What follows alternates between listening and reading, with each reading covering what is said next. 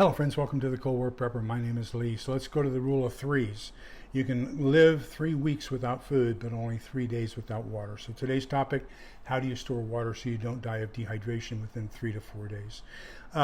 So just a couple rules, basic rules. Number one, it's recommended that you drink 8 8-ounce glasses of water a day. So that's about 64 ounces of water, which is basically 2 quarts. One of the ways you can tell whether or not you're hydrated is take a look at your blood vessels. So if you can see your blood vessel popping out of your skin, that means you're properly hydrated. If you can't see your blood vessel, get some water into you quickly because you're on the verge of dehydration. So we're going to say we need a minimum of a half a gallon per person per day. But in reality, you're going to use that water for other things, brushing your teeth, mixing it to make food, cooking, etc. So plan on having 1 gallon per person per day, whether it's an adult or a child. 1 gallon per person per day. Now, the next rule is on water preservation. You want to keep it in a cool, dark place. Water doesn't do too well when you keep it, especially in a clear plastic. It doesn't keep well when it's exposed to sunlight or to heat. It can develop some algae. And so, just be very careful of that. The second one is keep it off the concrete. So even if you just have a plank of plywood between your container and the floor, that's fantastic. Most homes don't have concrete in the house. As a matter of fact, we just changed out. That's how I broke my hip, was we just changed out one of our rooms that had carpet in it, so that we had hardwood flooring put in so that I could keep my water in that room and not worry about it ruining the carpet. And so while the workers were doing that, one of the dogs got out and I went out chasing it, stupid me, and slipped and broke my hip. But anyhow, so I'm not worried about storing it inside that much anymore. Then you want to get a good water preserver, and I'll put the one I use down in the link below. If you don't use a water preserver, you need to switch out your water after about 6 months. If you could use a good water preserver, it can last up to 5 years if you store it properly. Cool, dark, and just a cool, dark place. I'm sorry. Okay, now what do you store it in? Well, you can get it, number one, through commercial aspects. So I used to have a store, and I had the 5-gallon jugs delivered in the drink dispenser. So I always would bring home a couple of 5-gallon jugs, and so I have a couple of 5-gallon jugs in the room. The problem with the big 5-gallon Ozark that you have delivered to your house that you're going to put into a drink dispenser is they don't stack unless you have a stacking system. And then it's also 5 gallons, 35 pounds, so it's kind of difficult to raise up into that stacking system. It's actually very difficult to manhandle to get onto the dispenser in the first place. But so that's a disadvantage of 5-gallon commercial jugs. The second one is you can probably I get these at Walmart. So these are 3-quart or just under a gallon jugs. I get spring water for us to drink and cook with, and then I get distilled water that we keep underneath our kitchen sinks in case we need it for medicinal purposes. You can use used plastic bottles, Coke bottles, or something like that. Now, I like these. I drink these instead of soda, and so this is a carbonated orange, but it's pure water with just flavoring, and this is pink lemonade. Once we drink those, that's what I've drank today. I've drank my 2 quarts. And once we've drank those, then we're going to cut the labels off. We're going to wash them and dry them, fill them with potable water, clean potable water, and then we'll store them in it. Now, one of the disadvantages to this is they're easy to handle. These are a lot lighter to maneuver, but if you stack them like this, you've got see all that lost space in between, above and between where the 2 bottles connect. So you do lose space when you're storing 1-quart bottles. You can also store them upright. The same thing, you're going to lose space as you do that. I have a black plastic heavy-duty shelving unit from Sam's that I put all these plastic bottles on, but I have to put a sheet of either cardboard or plywood underneath of it because that sags a little bit, and these bottles get, with these bottoms, they start to topple and everything. So you got to make sure it's a completely flat surface if you're going to store them upright. Make sure you separate between dirty bottles and clean bottles. Now, what I mean by that is Everything in the house is going to be clean bottled water when you start. But at some point, you're going to start running out of your clean bottled water. And you're going to have to go collect water to bring back and then purify. We'll get into purification in a different video. But that container that you're bringing home, that dirty water, is now a dirty container. And once you've cleaned that water, you don't want to put clean water back into a dirty container. So you want to mark those that you're using for dirty and separate those from you're using from clean. And so one of the ones I'm going to use as dirty, strictly as dirty, is a friend, Texas Redleg, turned me on, and I'll have the link down below here, onto a 20-gallon bladder that fits in a wheelbarrow. So imagine that's 140 pounds of water.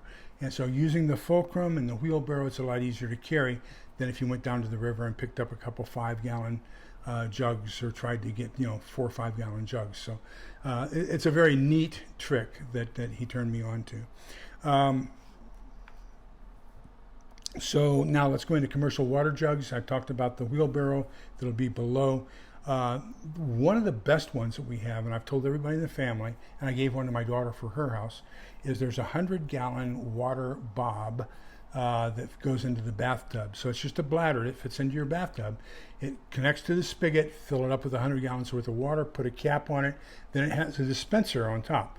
As you push pressure down on the water, then it forces the water out the spigot on top. Fantastic system for apartment dwellers, perfect for you. Because now you're using that heavy reinforced area of your bathtub for about 700 pounds worth of water. My first purchase I made to store water was a Reliance, what they call an Aqua tainer. And it's blue, so it's great. It doesn't let light through so that you get any algae in the water. But the disadvantage is, number one, it's not stackable, and number two, it's 7 gallons, which is 35 pounds. So on the shelving unit that I have for my water, I have to lift it up, off the floor and everything else. I know about me, an old man, but there are some women as well, or there might be people with physical disabilities that lifting 35 pounds up shoulder high or even waist high may be a difficulty. So my 3 or 4 aquatainers are on the bottom shelf. Now then, Samson makes a stackable 5-gallon, a little bit better. Number one, it is stackable, so they can sit on top of each other. You don't have to put them into a storage unit, and I'll put their link down below as well. But it's 5 gallons, it's 30, so that means now we're up to 35 pounds.